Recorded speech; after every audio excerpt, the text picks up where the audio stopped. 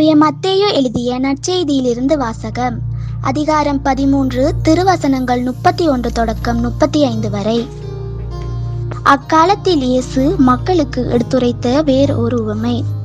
ஒருவர் கடுகு விதையை எடுத்து தம் வயலில் விதைத்தார். அவ்விதை எல்லா விதைகளையும் விட சிறிது, ஆனால் அது வளர்ந்த போது மற்ற எல்லா செடிகளையும் விட பெரிதாகும்.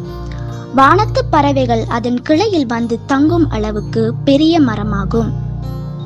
விண்ணரசு இக்கடுகு விதைக்கு ஒப்பாகும். அவர் அவர்களுக்கு கூறிய வேறு ஓர் உவமை.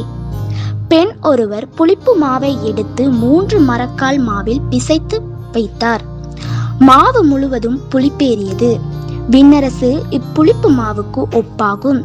அவற்றை எல்லாம் இயேசு மக்கள் கூட்டத்துக்கு உவமை வாயிலாக பேசினார்.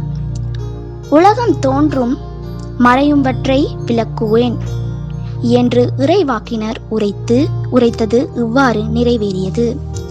இது ஆண்டவர் வழங்கும் அருள்வாக்கு. கிறிஸ்துவே உமக்கு புகழ்.